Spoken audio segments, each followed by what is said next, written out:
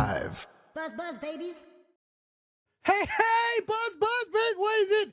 It's Tuesday. What am I doing here? I don't know. I'm just kidding. We'll be live tomorrow night, too. This isn't really a Blake's Buzz Live episode. This is a D does Kickstarter. I couldn't think of a third D. I failed you. I failed everybody on that one. But this is a special episode. This is a launch party for a cool project that I'm involved with that I'm very excited to share with everybody and talk about. But because I'm selfish and it's on my channel, I'm going to just shout out a couple things real quick.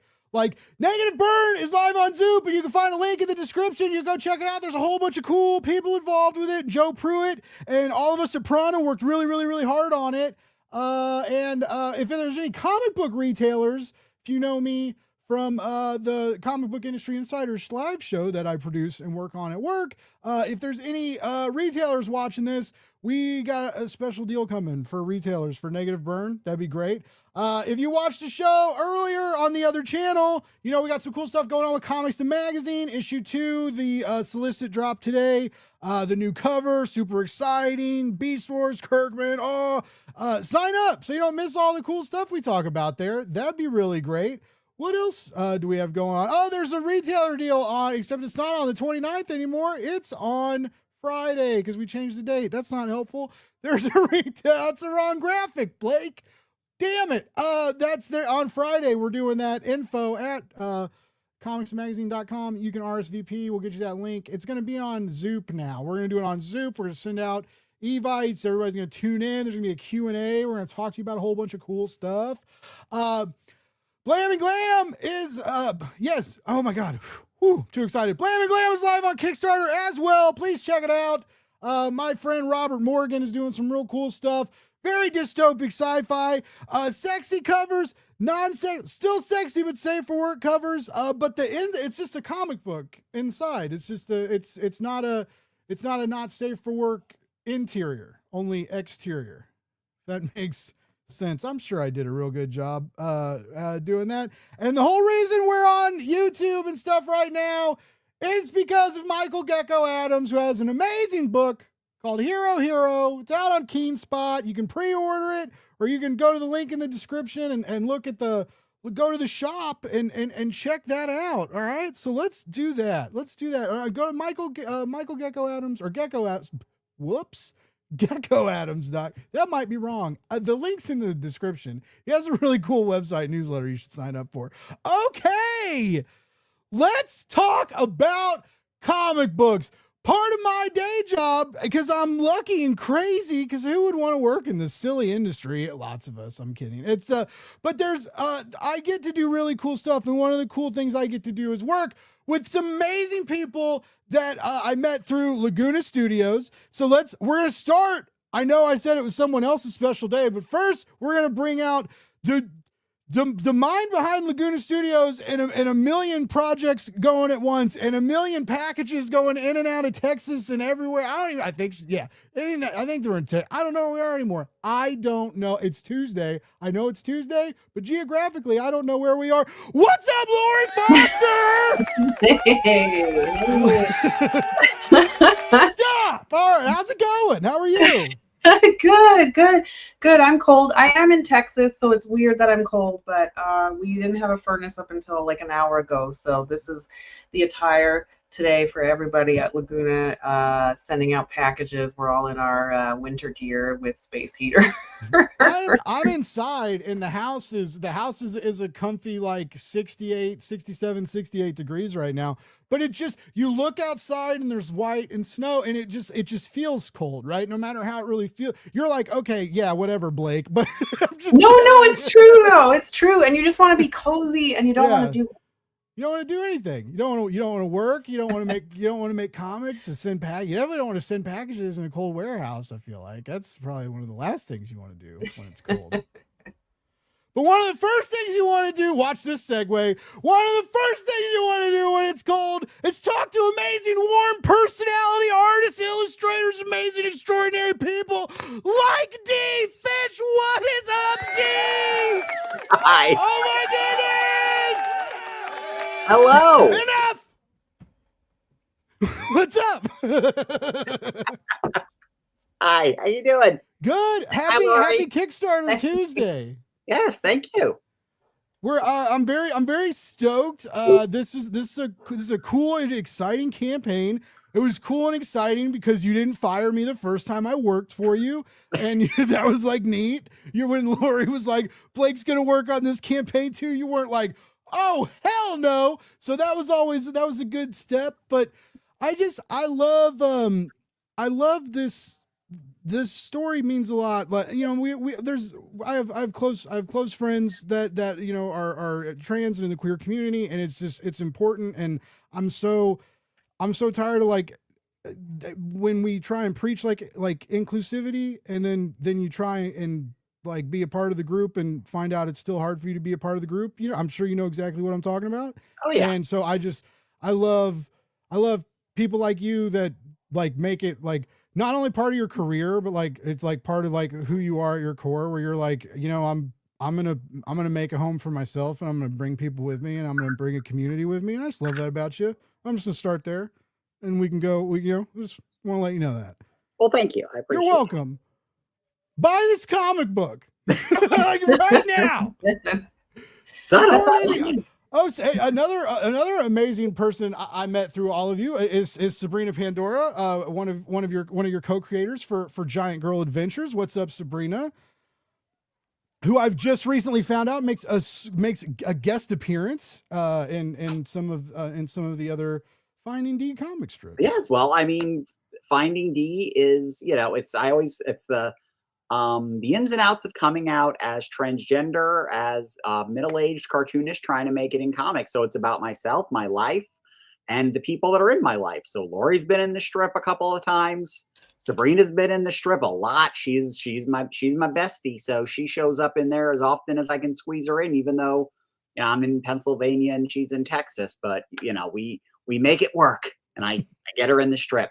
And then you two do like a side fantasy strip, because don't you do like another strip that's not Finding Dee, or you did it? I don't know. You did some funny fantasy stuff, like D&D-esque. Spoilers. Just kidding. I don't know what I'm talking about. Sabrina and I are currently developing a new comic strip. Yes, that is kind of a spin-off of everything that we've done. I just from Giant Girl Adventures to Nice. Finding Dee to my old comic strip, Dandy and Company. That's so cool. It's going to be a kitchen sink of awesomeness, and we are working on it kind of in the background for a premiere later in the year, because I never am not working. Yeah, and we definitely weren't ready to announce it right now with me talking about it. That was not part of the plan. If no one watching this picked that up. We've dropped hints. The cast has actually appeared in the background of one of the Finding Dee strips a couple of weeks ago. Oh, cool. For eagle-eyed people who want to look and go back through the archives. They are at the Ren Fair. Just saying, that's the only clue you get. But our new heroes. Very I cool. had to adjust my butt. Also, shout out to EXP, a very cool comic book network that do a whole bunch of stuff. They have all these shows, a huge network of stuff, and then they do like live selling. I'm going to Comics Pro with their producer Kyle, who's conveniently named nicknames, not officially named on his birth certificate, but we call him Kyle the producer. It's not just a clever name because he's a producer. Anyway, but we're going to Comics Pro. We're going to film comic books, and my plan is to meet Robert Kirkman and just really blow him away with my winning personality and walk away with a new friend. that's Your best maneuver might be just to walk up to him and start doing this, like. Yeah. Here are all of his movements. See how long you can confuse. Are we the same person? Kyle's probably like, you're so likable. There's no way. Like, he's gonna be your new best friend. I know. Well, it's exciting. It's cool because it's well, I get to fly out to California like when it's like freezing, which is gonna be nice. But I'm going as a content creator. Like, it's weird. I I got out of the press game to start making comics, and now I'm sliding back into the press game a little bit. But I Just get to when you like, thought you were out, they pulled you back in. I know. They pull me back in. Speaking of pulling me back in, I don't know, John. I was trying to segue into. I love part-time comics. Hi, John. You guys should check out John and John's part-time comics. John does have some adorable kitties. I just want to shout out before we get real into comics, the plushie stash behind you and all the I'm loving the Garfield and all the Snoopies. That's like, I knew you were a big Peanuts fan. Oh yes. Have you got the new that new like 80-year slipcase fancy collection that they put out? I picked that up. Is it worth snagging? I keep almost buying fantastic. it. Yeah, it's really, really good. My favorite of all the Peanuts books is still the what is it? Only What's Necessary: The Art of Charles Schulz's Peanuts. That's still my favorite because you get to see like the close-ups of the line art and everything. Oh, cool. But yeah, no, I've got Peanut stuff literally all around. I've got various action figures, Superior red-shirted Charlie Brown. But like they're everywhere. I don't know that I knew about red-shirted Charlie Brown. Is that a thing? No way. I love that. It sounds just like the teacher. That's amazing. This is Othmar. I found ouch. there's I can't remember the company, but it was like a big a fairly nice size Snoopy in a astronaut suit with like the glass bubble. Yeah. I was like, I gotta have it. It's like $350. I was like, didn't need it that bad. But it would have been pretty cool. I feel like. Well, I wouldn't have expected that price point. That's crazy. It's like I think it's a big one. Like it comes in, and the small one I think sold out maybe because you have to, like, the cool stuff you have to pre-order, and then the stuff you do pre-order because you think it's going to sell out, you can buy like 5 years later for $1. That's how my comic book collecting experience goes. Like that's why I don't buy Funkos anymore. But people still buy them for me sometimes. And anyway. Now they have Gundam Funko, and it's very conflicting because I love robots. Anyway, I keep trying to talk about Finding Dee, so I want to segue in. I see a little bit of Schultz like in your illustrations. And is that one of the places where you draw inspiration from? I draw inspiration from all over in comics and cartooning, but like, my knee bends at the Church of Charlie Brown, and the work of Charles Schulz is probably my first major influence as a cartoonist. The first thing that made me go, this is the thing that I want to do. So I would say, like, in pacing and timing, there's a lot of Charles Schulz's work. That's why I like to do lots of those, like, where there's a nice little moment just before the punchline hits, where the characters kind of pause. I get that from Schulz, but I have a lot of influences that go into it. Jim Davis's early work on Garfield was a huge influence. When I got a little older in like junior high, I discovered Berkeley Breathitt's Bloom County, and that really blew my mind in terms of humor style and like sarcasm. And it's the reason why you see a lot of the Finding Dee strips have weird little hatching lines in the corners. That's something I picked up from Bloom County. Calvin and Hobbes, of course, Bill Watterson's Calvin and Hobbes is a huge influence. Walt Kelly's Pogo. But even outside of comic strips, then you've got, in animation, there was like Chuck Jones and Don Bluth, and regular comic influences.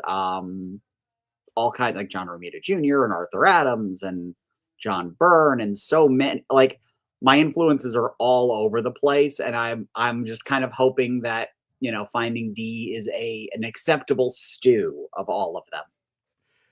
I like that stew analogy or metaphor. I always get those confused. We don't have to get into my intelligence at this point right now, though. But that comparison, because there's the vibe is really when I compare you to Schulz, and it's that warmness, right? And it's funny, but it's like it's welcoming, and it kind of like a good stew. It feels like home, right? It's comfy, it's comfort food. And I get that in Finding Dee. And as like, you know, I'm somewhat queer, but like, you know, a lot of, you know, I'm still like learning more about myself in that world. But, you know, as someone who like, in a lot of sense has like no idea where you're coming from in a lot of ways, like it's cool when I read your strips, cause you can like kind of take me into these moments and like, and I'm sure this is like a universal thing of people that read your work, right? And you take us there and we find the humor in it and the weirdness in it and the quirkiness of these situations or sometimes the sadness of them or the anger of those situations. But you're very good at kind of just bringing us there into it. And it reminds me of being younger and looking at like the cartoon section of the newspaper, right? And it's these just little moments. I love comic books, right? But it's the comic strip is a different art form and it's a different thing. And it's, you know, and it's evolved and developed a little bit with the webtoon. And, you know, you usually have like a page instead of like a traditional strip, but you still carry that vibe. And that's what I love about Finding Dee. And it seems impossible to me that like, it's just like page after page of just they all do it. Like they all make you feel this like little nugget of inspiration or fear or laughter or anger. Like I said, just this, an amalgamation of emotion, right? It's a cool journey. Buy this book. Has anybody bought it yet? Someone better back this book. Anyway. Thank you. It's always my goal with the strip. It began very much as a kind of a diary blog, and it was a very negative experience early on. I was making blogs about everything that was happening in my early days of transitioning, and I was not having a great time of it. And you know, you get a lot of dirty looks, you get a lot of people just being ugly, and I was writing about that, and I discovered for myself that venting that anger with that way was toxic to me. It emphasizes it. It amplifies it when I emphasize it. So after a year of people saying, "Oh, you should make a comic about it. You should make a comic about it." Fine, I'll make a fucking comic about it. And that was literally the first ever strip, was me saying, "Fine, I'll make a fucking comic about it." Ooh, I can curse in this one. And the idea that I had when I started doing it as a strip was to take these same ideas that I had of expressing my thoughts on the parts of this with the transition in specific when it started, but always to do it as a humor comic, which is my preferred media. I love humor comic strips. It's the medium I've been in love with the longest and the one I always come back to, no matter how many other things I do. I always wanted to say, okay, I'm going to try to find the punchlines, to find the humor and the sincerity in any situation, even the dramatic ones, or the ones that are painful, or the ones that hurt me when they happened, so that maybe if Cartoon Dee can find the laugh in it, the punchline, the silver lining, then real me can learn from cartoon me. And over time, to a certain degree, I have been able to, you know, the strip has helped me in my day to day, and you know, I'm glad when I hear that it's helped other people in their day to day. It's become its own thing far beyond that, though. Like even in the earliest days of the strip, within the first few months, it really started wobbling outside of being like transcentric. Like, yes, I'm transgender. That's a big part of my life, but it's not the core defining quality of my life, of who I am as a woman. And it's just a part of me. So the strip now, really 9 times out of 10, it's about myself, my wife Heidi, our life, my anxieties, who are all now characters. And you know, our pets. We have a dog. We have now 3 cats. The cats all get introduced one by one in the strip over time, starting with the next one, actually, with the cats. But yeah, it's very much designed to feel like the Sunday funnies, with the exception of the F-bombs, which I don't do too often, but and very rarely these days. That's I make the strip is usually like 4 to 6 panels, and it's usually square format so that it can work panel by panel for people who are used to things like webtoons, but it's designed as a page for comic book printing to make it easier for comic book printing, but if you really look at them, they're designed to be Sunday comic strips. You could take those 6 panels and lay them out horizontal, and it's just like your Sunday comic strip. Oh, that's trippy. All right, how'd you stumble across that format? Because that feels like you kind of landed on gold. You've got 3 volumes plus because the strip is still growing and going, and so like this is I kept when I was writing your campaign copy, I kept saying like the Trinity or the trilogy, and then I was like, well, no, there's gonna be more. Like I kept like I kept because my mind kept going into 3 anyway. Yeah, But the 3 volumes are the first 9 issues of the collected comic books that I do. Just like regular comic books. I'm up to issue 21. wow. So So how'd you find this format that's like a it's a little bit of an evolution. Back in 2001, I started my first web comic called Dandy and Company. It was the misadventures of a dog and his boy, and it was kind of a Peanuts meets Looney Tunes meets DuckTales. Big adventures, all kinds of fun stuff. And I did that for years up until 2018. So I did that for a really long time. And even before that, it's the first character I created. I was 8 years old when I first created the character. So the character's over 40 years old. I've been working on this character forever, and Dandy shows up in Finding Dee all the time. He's in a few strips in this book. I did that originally as a web comic, but it was formatted like a newspaper comic. It was a daily. I did 6 black and white strips that were like the horizontal 3 to 4 panels on average, and then a big Sunday strip. And I followed that format because in my brain, I was like, oh, they're going to discover me online and then they'll put me in the newspapers. And I actually did get into about 2 or 3 like weird little local papers, but never anything beyond that for a little while. So I followed that format, and then I started making books, and oh my god, it was such a pain in the butt. I would start taking my Sunday strips and trying to clip the panels to make them vertical so they'd fit onto a book page. Because I was going for smaller printers, and then when print on demand happened, the horizontal thing is not a standard thing that you can find someplace, like a comic strip. So I really started going after a while. Dandy became like a couple days a week, then weekly for a bit, and I started doing them in 2014 in the comic book format where I would do them horizontal panels top to bottom like a comic page. And when I was doing that is when I came out, and I came out to a good chunk of the world. I came out in a Dandy and Company comic strip. I was always a supporting character. I was the cartoonist. So whenever Dandy didn't like the way a story was going, Dandy would come in and be like, "Hey, why am I not in the script more?"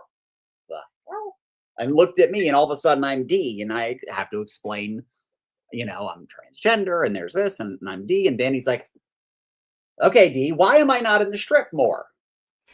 And so technically this is a spinoff, and I just kept that format, that horizontal 4 to 6 panels on average. I'm not actually I kind of wish I could do wilder layouts, but they make it so hard to put them on things like Instagram or for people to read them on their phones. Just this actually last week I did that strip. It's a parody of whatchamacallit, Winsor McKay's Little Nemo in Slumberland, and that was the first panel is this really tall, long one that fits the design of Little Nemo perfectly, but is awful on social media. Blake, you're still muted.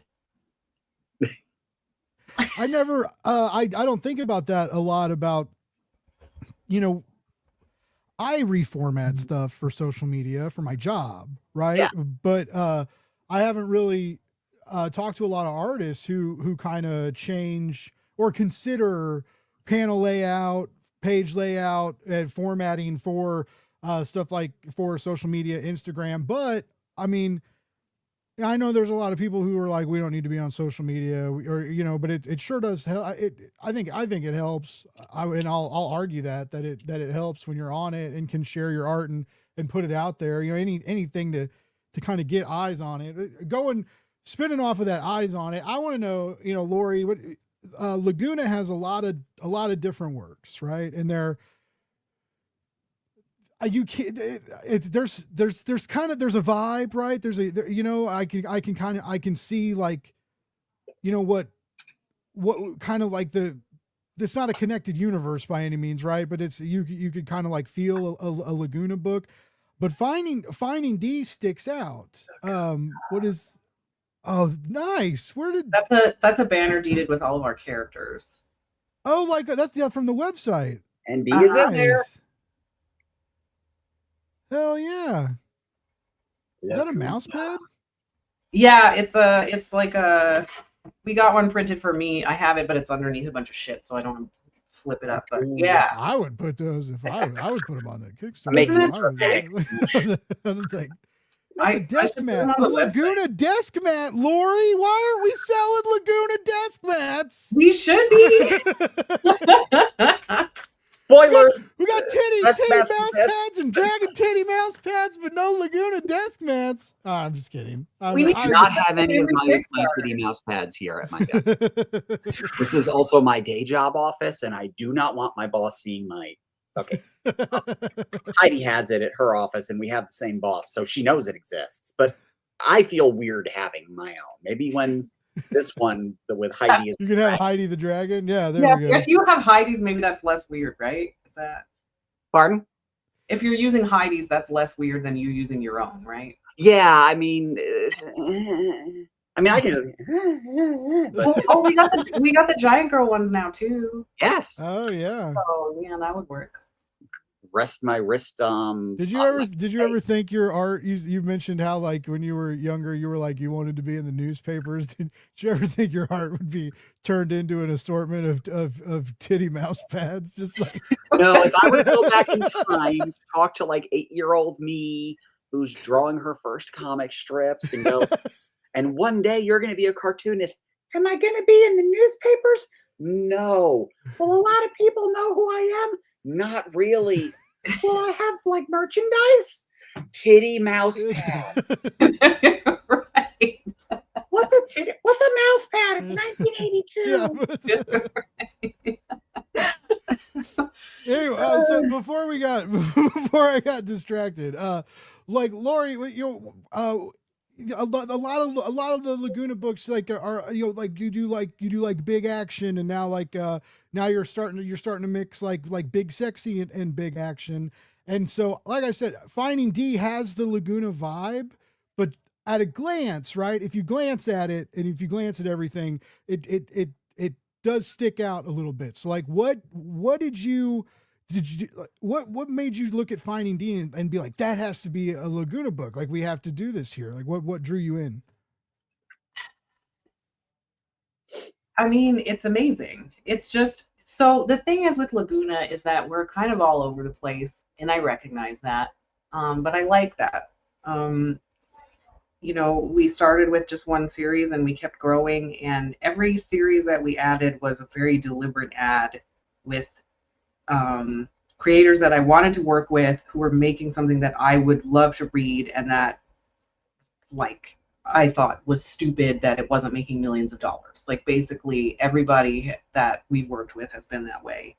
And Dee was the same way. I found Dee and I found all of her work, and I don't remember the exact exchange, but I just messaged her and I was like, how would you feel about like collecting these in trades and coloring them and us publishing them and just seeing how they do on Kickstarter? Because I love, like, I'm reading them every day. These are hilarious. They're consistently funny. There's never a day where I'm like, like every day it's funny or heartwarming or something. And I'm like, more people need to see this. Like, this is stupid that this isn't in the paper. It's stupid that it's not in libraries. Like, we need to, and that's pretty much as far as I thought. I was just like, this is amazing. Like, I want to publish this. It's so cool. Good answer. I love working with Dee, so I just like anything Dee does, I want to publish because she's amazing to work with. She's one of the best artists that exists. Like, I can't. Yeah, working with Dee is really awesome. She like shows up. She makes all these awesome. She makes really awesome social media graphics that have her amazing art on them, so they're like even better. But There's she one just right like, here. yeah, she comes to the party like ready to play, and it's awesome. You know, there's in a world where so you know a lot of people, and if you know, if you think I'm talking about you, I am, and maybe we should do something different in 2026. But there are still people that are like, oh well, I'm gonna go to crowdfunding and then like not talk about my book, right? Especially now, like it's hard to get indie press. It's hard if you don't know a podcaster, or if you don't have a production assistant who has his own YouTube channel. You know, it's getting harder and harder to get indie press, especially for Kickstarters. I've ran some high profile campaigns over the last few months, you know, and it was hard to get Joe Pruitt and Joe Jusko on some shows, right? It's just like people are like, oh, that sounds awesome, but I'm booked out till September. And you're like, well, the campaign's now, right? And so anyway, Yeah. it's just it's weird. So it's very nice working with someone who's like, I'm ready to post something every day, twice a day maybe. I'm ready to, you know, reach out to my friends, reach out to mailing lists. Like Lori and Laguna are really good at their mailing list. I'm actually jealous of it. One of my goals of 2026 is to start working on my own mailing list, because I just think if you're in this game, you need it. I think it's like mandatory now, and it's stressful because it's like you got to give people a reason to subscribe to it, right? And that's you got to put work into it. But anyway, Lori's is every time we do it, we're like, oh, we got this new campaign coming. The pre-launch page is ready. She's like, I'll send an email. 100 people are following the page. It's fucking awesome. Like, you know, and it's just like, it's listen to me and get a mailing list, right? Like, it's just, we should all make that part of our 2026 thing. I forgot what rant I was really going on here, but it's fun working with Dee. She's a hard worker, and it's great working for Lori because she's my boss. So if we could just get that point across. But yeah, no, I appreciate you, Dee. It's odd, like, just like here's a folder of graphics I made for the campaign. No one does that. Please keep doing it forever. Yeah. Like, next campaign, when Dee's like, oh, I didn't do it, he said no one did that, but shit.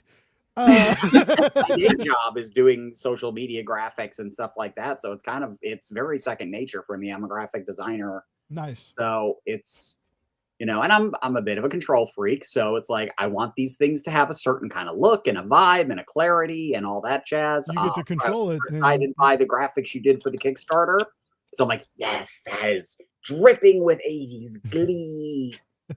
Speaking of, we will bring up the page. I do want to shout out Sabrina. Sabrina says the command track. She's with you. There's this red shirted Charlie Brown. I gotta do some. This is command track for Next Generation, original series command track. The more you know. I grew up with this stuff, and you still like. I don't know anything. I don't know any. I work in comics and know nothing about them, folks. Yeah, predominantly Charlie Brown in the cartoons. He's almost always exclusively in the yellow shirt, except for the early Tennessee Ernie Ford bumpers where he'd be blue or whatever. Those are super rare and hard to find. I mean, they're on YouTube, but most of the cartoons, yellow shirt. In most of the Sunday comic strips, especially in the 90s and 80s, the Sunday strips, he would be in the red shirt. And I always wondered whether or not that was a way of Schultz to differentiate the lores of the comic strip, because, you know, he didn't consider the cartoon canon to the comic strip. Really? Yep. Whoa. Like the cartoon showed the little red-haired girl, but the comic strip never did. The cartoon occasionally would have adults with dialogue in some of the movies or TV shows. It's weird and it blows your brain. You're like, that person's talking. What the hell? You're like, ew, that's weird. Yeah. Adults walking on camera in Bon Voyage, Charlie Brown, and don't come back. Like, they're French, like, cops that walk on camera. It's so weird. That's really weird. Gnarly. Shout out to David. David, I don't know how to say your last name. Doob? Doob? I always assumed it was Doob. Doob? David D. Alb, but I don't know. Well, he's double D.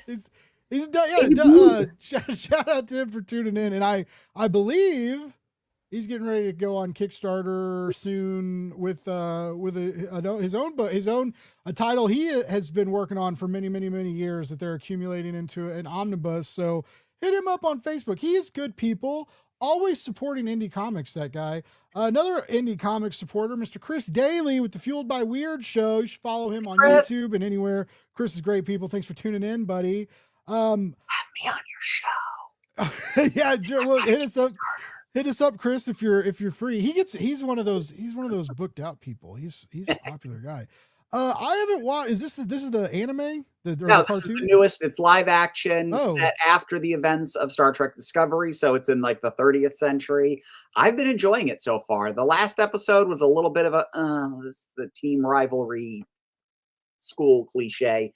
Kind of, I'm more interested in all the adult characters. Like, I am in love with the adult characters. I love the Commandant of Starfleet Academy and Tig Notaro's character, and I haven't learned all their names yet, but the Jem'Hadar Klingon #1 who's always screaming at people and she is hilarious. I have been really enjoying it. It's been a lot of fun. I tried. I don't not like Star Trek. I liked the newer movies with the Dungeons and Dragons guy, Chris Pine. Yeah. But when I was a kid, I would watch like Last Generation every now and then, right? And so like I knew like Jean-Luc Picard and stuff. And when they rebooted it, I started watching Star Trek on Paramount. Like I still went and to kind of get into it, and I liked it. And I got maybe into 2 or 3 seasons, and then they started making like the offshoot series, and then there's like a cartoon, and then there was Picard, and then I was like, oh no. And it was just like I like fell behind, and then it feels like there's a lot to catch up with, and it's like it has been intimidating to hop back in. I watch what I like to watch. Like I love Lower Decks. That's the 5-season animated comedy series. Okay. I adore that. I laugh my butt off at that. I'm still pissed they canceled it. But they have this thing now. All their shows are just 5 seasons, and then they end them.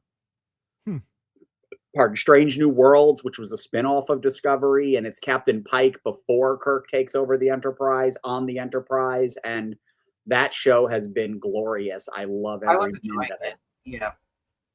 And they've done the weirdest, like they did a musical episode.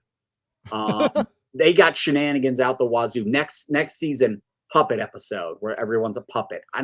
I got no clue how that's going to happen or what their story is going to be. I don't care. I'm there for it. And they did a crossover with the animated series because the characters who voice the 2 main characters on Star Trek Lower Decks, Jack Quaid and Tawny Newsome, look like they're animated characters. So they just put them in uniforms and put them on the live action show playing their cartoon characters. And it's brilliant. Like one of my favorite hours of television ever.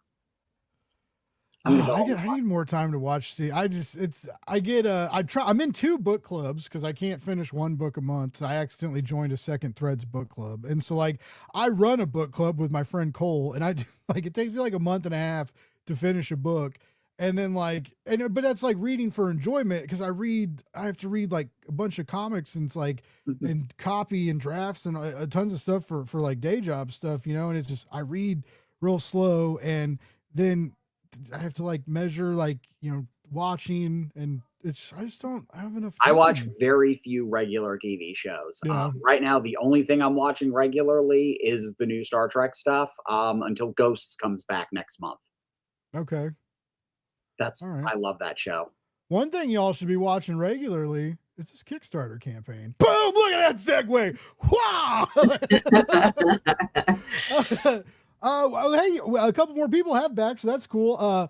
So it just launched today. Already 20%ish. I'm not good. We're 37 backers. 37. Try not to back any more Kickstarters on your way through the parking lot. Oh, 37.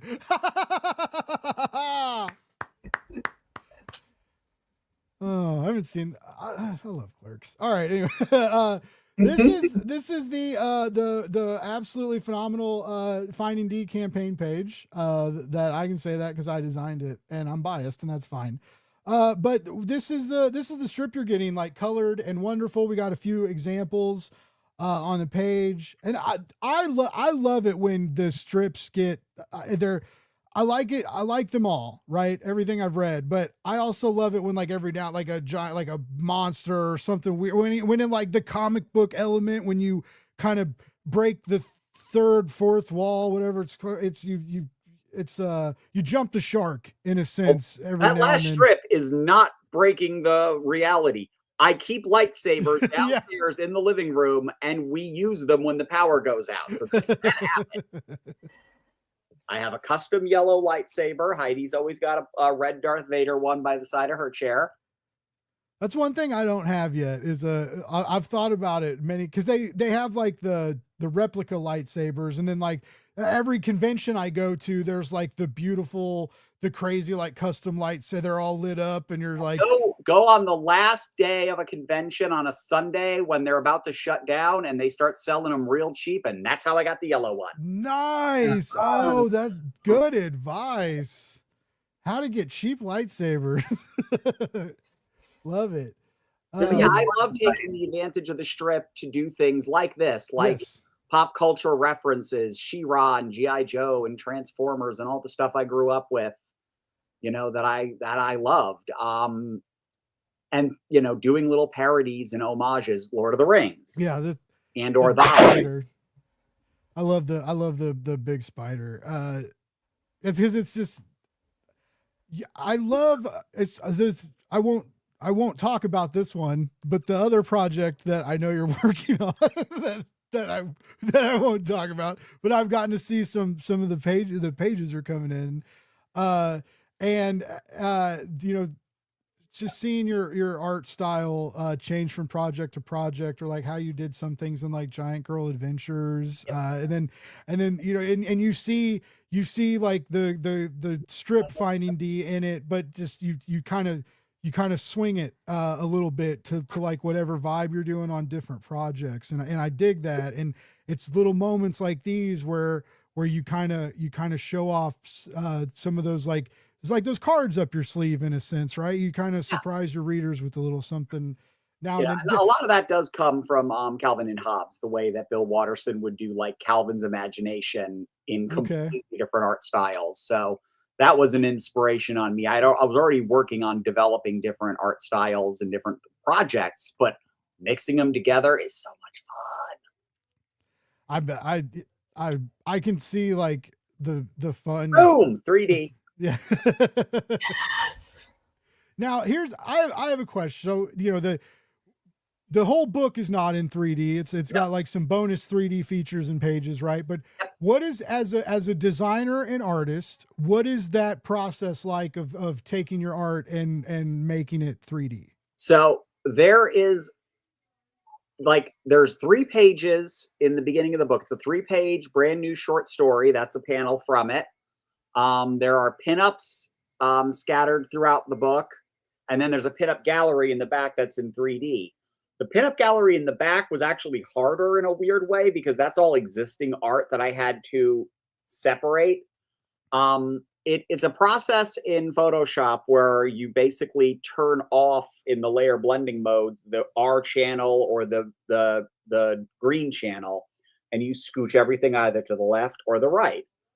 And, you know, you have to math it out. Okay, the stuff in the furthest distance is going to have the biggest separation. The closer it's supposed to be to your eyes, the closer the red, the blue layers get. But all the new pieces, like that short story, the pinup pieces, those are, I drew them layer by layer. So here, I got one up on, I think I've got one up on my screen here. Hold on. So this is the one of the promo. This. Yeah, this promo piece is so good. I love it so much. So when I drew this, I drew. I'm pointing to the screen like you can see my finger. I drew the head. So the head and the horn are all on one layer. And I made a folder for the layers where you've got the different colors and all that. The neck, shoulders, and foreground legs are on a second layer. The wings are on a third layer. I am on a fourth layer. Its butt is on a fifth layer. The tail is on a sixth layer. And then the streak is on a seventh layer. So it's 7 layers deep. And I have to move the channels for each layer to a separate distance so that you get the effect. Like if you had red and green glasses on right now and you're looking at this video, that's in 3D. Wow. Oh, that's 3D, because we do puns. We do. Lori did encourage me to one of my Kickstarter assignments was go heavy on the D puns, like any. And like what's funny is it was the volume 3 that I couldn't come up with any. I was like, it's just 3, it's just the third volume. But then like we did like the sweet deal. Like that was the and then the digital edition. I mean, there were some stretches, folks. Oh, but yeah. We tried, and there's heart. There's heart Now, there. Now, some very eagle-eyed comic fans will recognize that the comic that young D is looking at here in 3D it's a Jack Kirby comic from the 80s called Battle for a Three-Dimensional World. And that was the first 3D comic I ever had. Oh, and nice. I still have it, and I looked at it while I was working on these new pages. 3D works better in like black and white than it does in color, but like here's the cover in 3D, which will be a pinup in the back of the book, but it's the same cover as the regular book, but boom, in 3D. But as the blurb says, in eye-popping 3D, but only for a couple of pages because it gives me a headache. And that, on that note, glasses come off. So, but it's the third book in the series. It includes an entire storyline about Heidi and I. This happened a few years ago. There was our local karaoke bar was doing an 80s night karaoke. So we got dressed all up exactly like what we look like on the cover, basically. Heidi's a little bit more heavy metal than she is like new wave on the cover, but we got all dressed up and we showed up ready to rock a week early. So because we were a week early, we were the only 2 idiots dressed up in 80s outfits. And that absolutely became a storyline in the strip, which is in this 3rd volume. And so I'm like, okay, so we've got a cool 80s storyline. It's the 3rd thing. And in the 80s, the 3rd version of everything got 3Ds. You got Friday the 13th, Part 3 in 3D. You had Jaws, 3D. Amityville, 3D. You had all these horror movies coming out in the 80s in 3D, but it was always the 3rd movie in the series. So I'm like, my 3rd color book must be in 3D. Nice. I don't remember the blue and red movies like with those 3D. The when I went to 3Ds, it was the kind of gray weird glasses. Yeah. Which I bought these on eBay forever ago. These like they're Ninja Turtle branded, so they're like plastic and they look like the bandanas from the Michael Bay Ninja Turtle remake. And they even have deals you can like tie behind your head. Yeah, but I got that when I went to go see that movie. Yeah, they don't fit because I have to like have my glasses on underneath and I have a giant head. Yeah, those are much easier on the eyes. The black lenses. Yeah, the red and blue ones will give you a headache. And it's I don't even think like there's not like for home technology, like there's still 3D movies in theaters, but I think it's like new displays. Like I think they've like abandoned it. Like there's by no and new, large, like, yeah, the gimmick never really took off for home theater. However, I have found a illicit website in which I was able to find Jaws 3D, Creature from the Black Lagoon 3D, wow, Robot Monster 3D, red and blue glasses, classic DVDs, Mwah. Chef's kiss. I'm so happy. I still have my Nintendo 3DS XL, which does it plays the video games like in the natural 3D without glasses, but it's cool. But after a minute, it does give you a headache, as you mentioned. And as I've been trying real hard. Buy this art. I'm not trying anymore. Buy these art. I go off on this all the time that Kickstarter is a great place to get really cool original art. And let's see. Hold on. I'm going to bring this. I'm holding it up because I want to make sure that people know that tier, you're not just getting you're getting a piece of art, original art, color art, but this is a book. So you're getting a whole extra book. All my full color parodies. So Archie, Mike Mignola's Hellboy. That's awesome. G.I. Joe packaging art. Yes, I love that one. You know, my Charles Schultz Peanut parody. Garfield. Nice. Of course, Calvin and Hobbes. So this is a decent book. It's about 40 pages. It's got all color art. So all the stuff that is the parody. So it's kind of a convention exclusive that I've been doing, but I've got 5 copies left. So that's what those tiers are for. You not only get art, but you get art on this book. So lots of cool stuff there. That's really cool. $200, full color custom commission on the bonus art of Finding Dee, 40-page one shot, and you get the volume 3, and you get physical and digital. That's a sweet deal. That's a sweet deal. Brought to you by Dr. Pepper Zero.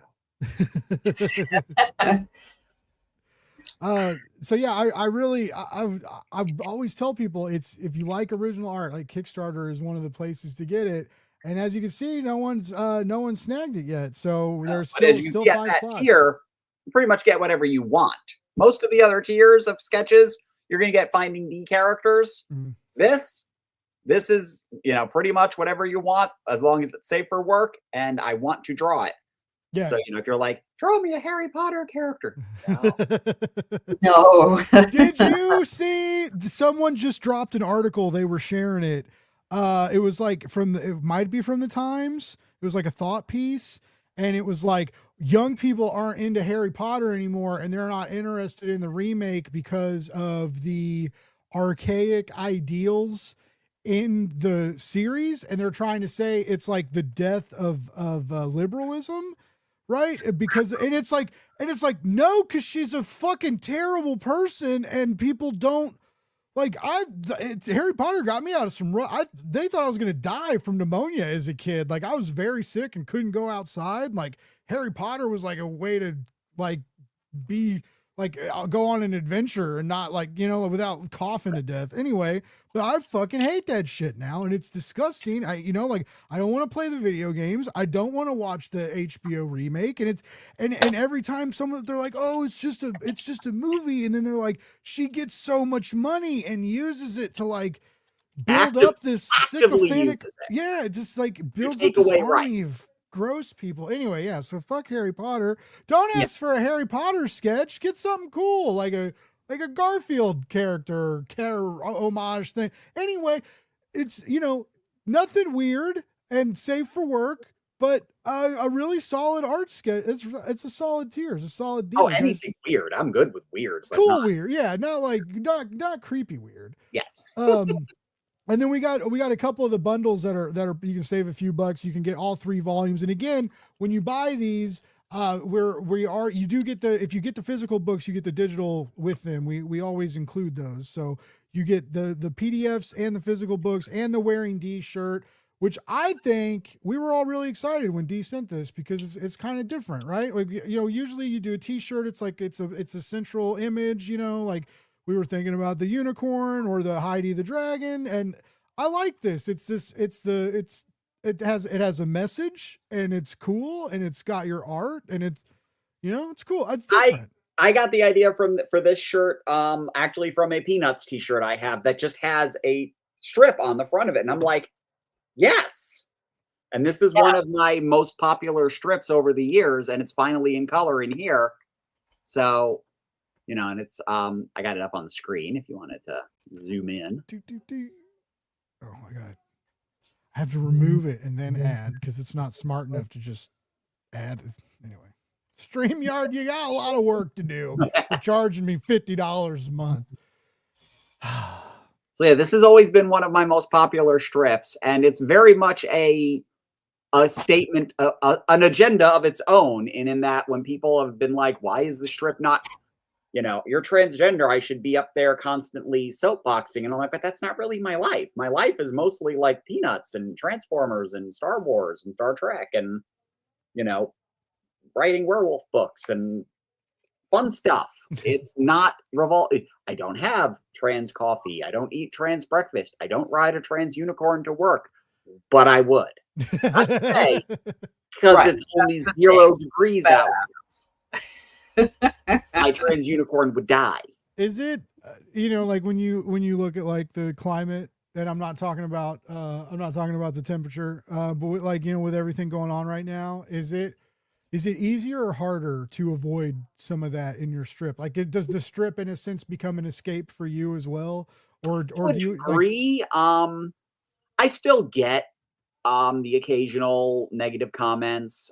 Somebody will come on and post something, and I just block and delete them immediately. I don't care. I'm not engaging with you. I'm not going to get into a science discussion with you.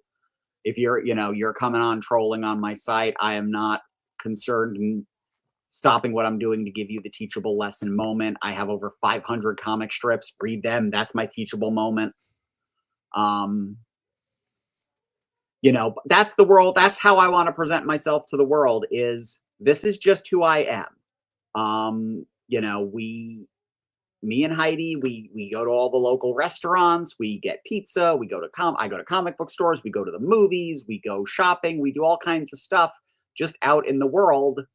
I don't think of it as a political action, although there are many people who in the world just see me as a political figure, as a political statement when I go into Walmart to buy cat food and get dirty looks or have their parents clutch their children to keep them away from me. Or, you've got kids that are like snickering and, it's like, yeah, I know what you're laughing at. Congratulations. Go fuck yourself.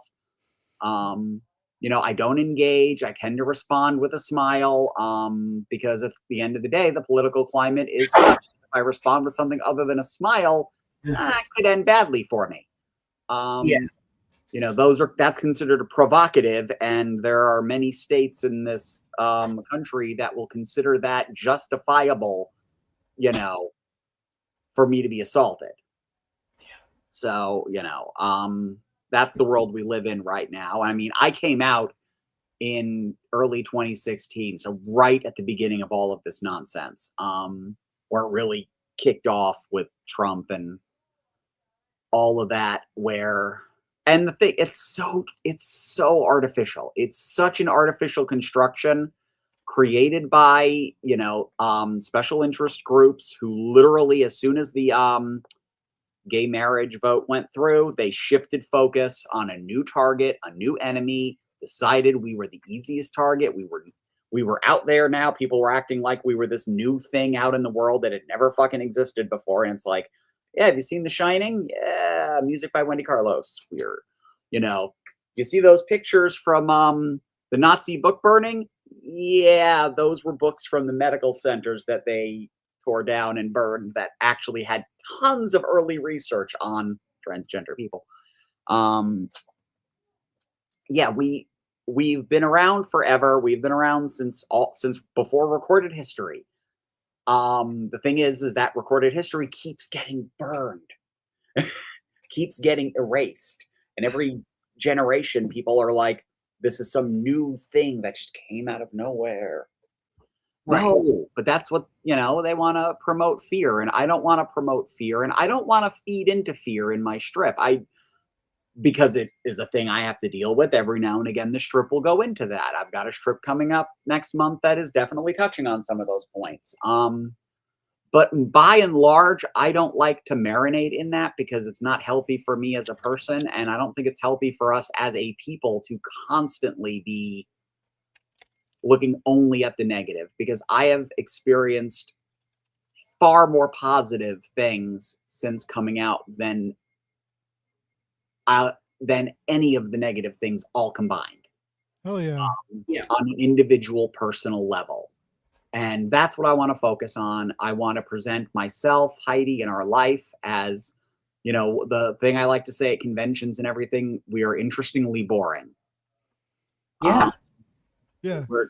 This is just who we are, what we do. It's the older I get, because I was a bouncer for a while, so I used to the late nights and bar. It was my life, right? And I was very much like swept up in it, but I love that now. I love cool, boring people. I love like, oh my, if we can sit around and eat a pizza and not have to talk 24/7 and it's pretty and still feel comfy and you can make me laugh every now and then, that is my favorite kind of person. And that's basically what I experience reading your strip, right? It's just like, I feel comfortable around this and you make me laugh every now and then. And I really do love, I love all the anti-ICE stuff, and I love artists that are using their voice to speak out against it. I think it's necessary, right?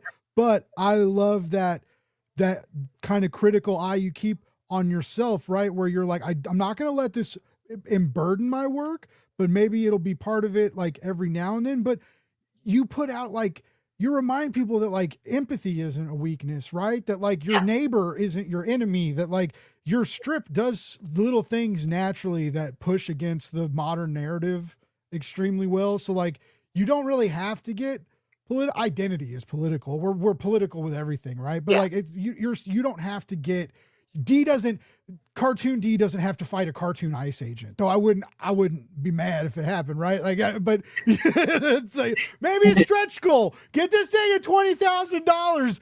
Dee will draw an army.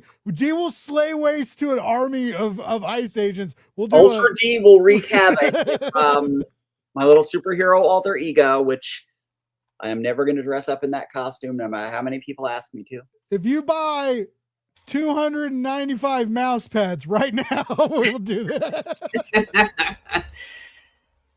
This is Heidi the Dragon mouse pad of my wife, which is only a little weird. Has not been proven or disproven to affect carpal tunnel in one way or another. You can put your wrist on it. It's no, really I love these mouse pads. I want to play with them. Like, I just sit here while I'm doing stuff and I play with your boobs. See, I'm sorry. Why? That should have been the product description on the Kickstarter page. Like, who's this Kickstarter for? Lori. just Lori. Just cover my desk in mouse pads and just.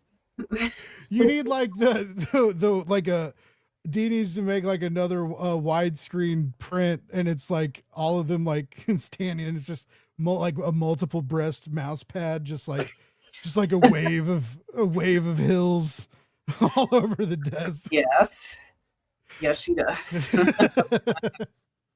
I always get great ideas till someone's like, Blake, this costs money to make. And I'm like, oh yeah. Like, what would a cool reward be? Have you seen these stained glass bookmarks? Like, get out of here, Blake. Like, no, we need that energy. No, they are cool, but they're expensive. But yeah, they're like acrylic, and they're like shiny and see-through. Anyway, they're kind of, I love a good bookmark. I'm weird. Like, I love, like, I usually use trading cards, like, but I still have a handful of like nice bookmarks from like Kickstarter campaigns, and I like save them. They're like put away, and I'll get them out every now and then. I'm a strange person, but it's okay. Anyway, I love this mouse pad, and I was really stoked we did it, and it's because Dee already has one. Like, fill me in on this. There was some weird because there is a Dee custom mouse pad. Yes, I'll find And the then art. there's real a quick while we're giant talking. girl, and now there's Heidi the dragon. Yes. So there's 3 total. So if you pretend to be a comic book collector and you don't have these 3 mouse pads, you are fake news. All right, and you need to get these 3 mouse pads. You can only get 1 during this campaign, so I don't know what you're gonna do about the other 2. I want to see people's mousepad collections. Yeah, sure. If you have all the Finding Dee mouse pads, take a picture, tag Laguna, tag D. Oh my god. Oh, That was the one good. from the last Kickstarter. And that's Sabrina. Good. Sabrina is the boob fairy in Finding Dee. Because back in the day, before I had these installed, I had the little pads like you get at Walmart, the little they call them chicken cutlets every now and again, the little silicone bra things you stick in there. Who calls them chicken cutlet? That's exactly what they look like, but who And calls them that? I did a strip about how Heidi and I will play with them. I'll take them out at the end of the night when she'd be like, "I am the amazing fly woman," or I'd stick them on the Enterprise and be like, "Captain, space amoebas are attacking." Like, and we're gonna get salmonella. That's what I would do. So Sabrina saw that, found out what my bra size was, and then in the mail came a package of professional grade, like. These things, I could chuck one at them and I could kill a small child. Like, they are very realistic. They come with like sculpted nipples, and I wore them for a good number of years until I got the actual ones installed. So I don't have to take them out at the end of the day, because that was very like messes with your head. But I the story of getting the pads I visualized in a strip of Sabrina as the boob fairy, and when it came time to, we need to do a mouse pad, that was the idea. And now, did they have to talk you into this? Because you've mentioned some elements like this, like you didn't. That's funny. I'm glad you did. It's just weird to me, but I mean, just the comic itself is still a little weird to me, because it's like every day I'm, drawing myself, a version of myself. Yeah. Right. I mean, there's also the flip side of that, which is that because I'm doing a version of myself and it's a cartoon of myself and it's always played for humor. Oh my God, the mansplaining. I have been told how to do everything, because it's like, I know how to actually, open a hard-boiled egg. I know how to do very basic things, but the strip sometimes makes people think I don't. And so I get a lot of advice, and that is the weird part about doing a strip based on your own life, is that people conflate you with the cartoon version of you. And in this case, the cartoon version of me is got a little Homer Simpson in the DNA, a little like doofy for the sake of punching a joke. Yeah. And I'm like, in the real world, I got to be like, no, I do know how to do these things. I am making it's funny. It's a joke. It's humorous, exaggerate. Okay, you're going to explain it to me again. Right. Oh my God. Oh, well, yeah. I just, as a man, I love to explain things. Like, it's even better when people don't want me to, D. It's just like, I can smell it when someone's like, I hope Blake doesn't tell me so, and I'm like, let me. I get mansplained a lot too, and I think it's because I play aloof a lot, which I could see, like, because you're stripping your character, because it's just, I think there's just some weird, sad weirdos out there that like just kind of need that to be like, oh man, like today I really set someone right and told them how to check their mailbox. I don't fucking know, right? But it's just like something so stupid that they just, it happens to me a lot. Like it happens to me a lot with like, sometimes I'll try and help like say something about like indie marketing, and I am nowhere near the best marketer, right? Or comic book marketer, but my boss was just voted marketer of the year. And like on from the beat and their little like award thing, and so we're doing some stuff. It works. I know a thing or two about marketing, but it's I've had a lot of people like be like, well, no, you're wrong, and I'm like, okay, well, that's fine. I do this for a living, and then they're like, well, you must suck at your job, and I'm like, well, don't tell anybody, like I hope no one finds out. But it shocks me how like how easy it is for men to mansplain men now. It's like women have learned how to not listen to us, so we've turned that anger inward, and now we're trying to prey on our own gender. even though gender's fake, but it's you know what I mean. It's just guys we gotta explain something stupid to somebody. It's just we just need it, and we gotta undo all the pickle jars, and we can't ask for help lifting heavies. We gotta throw our back out first before we lift something heavy. Is Dim's the rules, and if I cry, I gotta do it in private. I was actually very lucky. Like I grew up like my dad's more of a crier now that he's older, but like my dad was never like, I still remember like when we went and saw Mulan when my sister was like a baby, and the part where he's like is having you as a daughter, and my dad's just like holding my baby sister openly sobbing, right? And as a kid was making fun of him, but looking back on it, it was a very, very like tender moment, right? So anyway, I was lucky and was raised around, like, I wasn't raised around a lot of men who were like, you can only hammer nails, don't love anything, right? Like it was never like that. Right. But unfortunately, there's still a lot of, as you see now, there's a lot of those people that are alive and well and running our country. So, that's why you should get comics like Finding Dee, to remind yourself that it's okay to cry and laugh and feel, and empathy is a hell of a drug. I'll say that. On Kickstarter now, if Kickstarter is actually working, is it? I just checked and it looks like Kickstarter is down right now. Yeah, mine is being real weird. Yeah. That's usually a good sign for somebody though, because usually when it means there's a lot of traffic. It is a Tuesday, and there's that discourse where you have to launch on a Tuesday or a Thursday. Yeah. And if everybody's launching on a Tuesday and Thursday, or Tuesdays and Thursdays good launch days anymore, well, Fridays definitely aren't. Wednesdays you're combating with New Comic Book Day. Monday you're combating with people are back to work and it's a Monday. So you're still kind of stuck in this Tuesday, Thursday hellhole. It's not a hellhole, but like you don't have a lot of choice. But it's I could see how Tuesdays and Thursdays the website's big enough. They shouldn't get bogged down anymore. Fix your servers. We got comic books to sell. Kickstarter. Yeah, this is bullshit. Come on. How are we going to sell these Finding Dees? How are we going to sell these $200 amazing custom sketch covers without Kickstarter working? How are we going to do this? Keep on coming back to findingdkickstarter.com, everyone. It'll be there.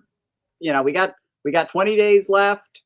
I will be annoying all 20 days. I'll have graphics.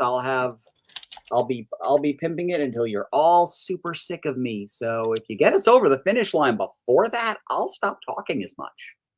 Actually, we won't, because then we're going to have to push stretch goals. So we're going to have to talk. If we fund it, we're going to have to talk more, but that's good. So don't. That just means I'll post like 4 times a day about it instead of 18. Yeah. A minor pullback in Finding Dee content. But why would you want less Finding Dee content? That just doesn't even make sense. What would you rather do? Like watch the news? Have you seen what's on the fucking news? Oh my God. Read a comic. Please read a comic. Take a break from doom scrolling and read a comic. It's good for your mental health. I promise you. And this is a great comic to read. And there's a lot of it. If you're new to Finding Dee, you have 1, 2, 3 volumes you can get into. 3 volumes of laughs. Tons of laughs, full color awesomeness, digital, physical. We got whatever you need. The only thing we don't have is the old mouse pads from the previous campaigns. I'm sorry. We have new mouse pads. We have new mouse pads though, and it's a dragon. It's a dragon with titties. And it's like what makes dragons better? Boobs. And what makes boobs better when they're fighting carpal tunnel. And that's what this mouse pad does, maybe. Like it has not been proven or disproven to affect carpal tunnel in one way or another. You can find out for $25 as an add-on right now. I'll wait. Go get it. I'm just kidding. This has been it's always wonderful to catch up with both of you, and it's always exciting to know what you got going on, because for Lori it usually means I have work. Because Lori's like, new comic, I'm like, job. And so anyway, it's always good. But Dee, it's been awesome working with you. And like I said, you know, the thing that we're working on that we can't talk about yet, and the other thing that I kind of spoiled, that I'm not working with you, but still managed to spoil somehow anyway. You got to be talented to do that. But that's it's just I'm glad to be a part of what you're doing and part of your team. And yeah, I hope we get to keep working together. This is the part where, you know, I know I mentioned I've got links everywhere. We can get to the campaign, but you've got a website, you've got all sorts of places we can follow you. Dee, tell us, other than the Kickstarter, where's the best place to keep track of you and the strip as it releases? FindingDee.com. All right. It's I thought that was going to go a little longer. FindingDee.com, look for Finding Dee on all of your favorite social medias. I'm on Substack. I'm on Facebook. I'm on Blue Sky. I'm on Instagram. I am no longer on Twitter. Same. It wasn't hard because the stuff, like when Grok was like undressing the Stranger Things, like the new Stranger Things kids that are even younger, I was like, that's weird. And then anyway, yeah, I was like, no. Because I kept hoping he'd sell it. I was like, they're going to make fun of him enough and he's going to get mad and sell it. He doesn't. No, it had political purposes and it made him a lot of money. Yeah. Yeah. And it's doing nothing. And I deleted TikTok off my phone today too. Everything's so yeah. weird. I tried TikTok for a while. I was putting up like time-lapse videos. So I have a lot of time-lapse videos of all the strips that I work on, but they're on my Patreon. Every week I got a new strip. Every week that new strip has blue lines that go up for the backers. There are time lapses, and the strips are now being made in color, but just on Patreon. So in the future, Katie will have a much easier time of things. Like, if we're able to do another 4 books, then yeah. The Patreon is all your Patreon info. Can they find that at the Finding Dee website? It is linked through the Finding Dee, or if you just go to patreon.com/Big Pond Comics. Nice. Yeah, always. If you have a favorite artist, check out their Patreon. It's a few bucks a month. It can usually adds up to a lot for these creators, and you oftentimes get a lot of cool stuff that you may not realize. And I know I've seen sometimes, like, even when they go to sometimes they mix like crowdfunding Patreons. So we're not doing that this time though. So don't make me do more work. But I'm just kidding. If we have to, we will. But it's support your local artists, or support your artists from states away. Too. Like, you don't have to be where Dee is to support Dee. I am not good at this. Anyway, yes, Patreon, follow Dee, follow the Kickstarter, support the Kickstarter, be even better. Get some add-ons, get that mouse pad, get that t-shirt. You want to look good at the next protest, get a pink gas mask and that Finding Dee t-shirt, you'll be looking hot. I'd do it. Oh, can we do gas masks as an add-on for Is that a thing? Oh, I need to look into it. I'll look into it. Anyway, Lori, what about you? Anything going on at Laguna you want to shout out, or where we follow you, stuff like that? What's going on? Sure, yeah. LagunaStudios.net is the website. We actually have an updated blog on there now, so like Dee's Kickstarter is on there, and you can actually see our currently running Kickstarter, and we might hopefully be keeping that up to date.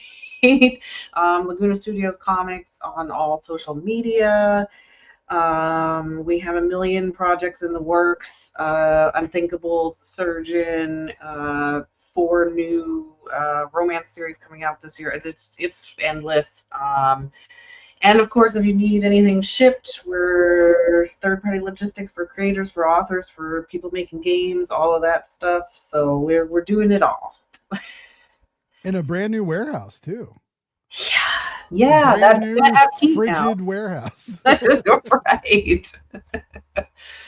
No, but I mean, you had too many boxes. You had too many, literally too many things going on. Had to get a bigger space. That's exciting. Yeah. First you got the big van, and then you got the big space. Yeah, and coming soon, we're gonna have a big storefront. We're gonna have a gallery space, a storefront, and we're gonna be doing comic book classes and art classes for local people. So Awesome. we're gonna do more. Hell yeah. That's awesome. Well, yeah, follow Laguna, follow Lori. They've always got cool books coming out, cool comics coming out. You can, if you go to the Kickstarter page, you can get the full Laguna library, $130 digital, 200. I don't remember the price, but they're on the Kickstarter page, so you can look. I don't remember the price either. But it's well over 1,000 pages. It's almost like 12 volumes of comics. Some of it's going to be single issues, a lot of it's trades. But yeah, you can get all digital or physical and digital. We got those priced if you're interested. And then, of course, all the wonderful Finding Dee in full color you can get. It's all there on Kickstarter. You just got to go get it if the website works, which it will eventually.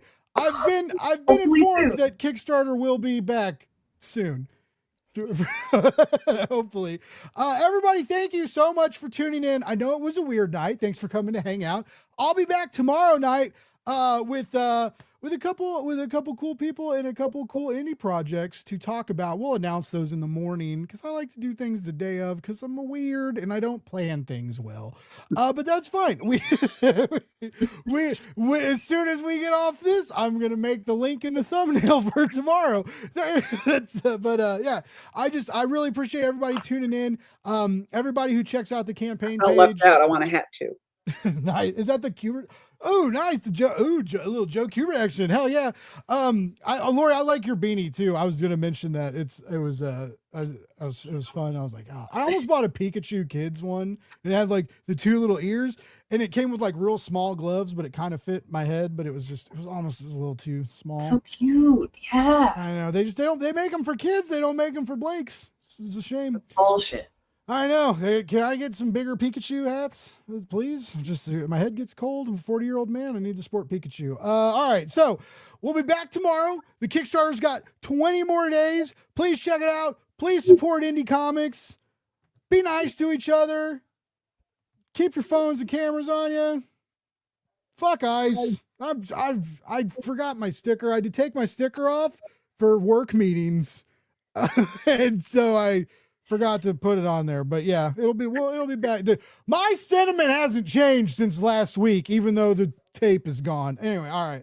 I love you, everybody. We'll be back tomorrow. Dee, Lori, thank you both so much, both for being on my show and the opportunity to let me work with you, giving me a shot, all that good stuff. It's so fun.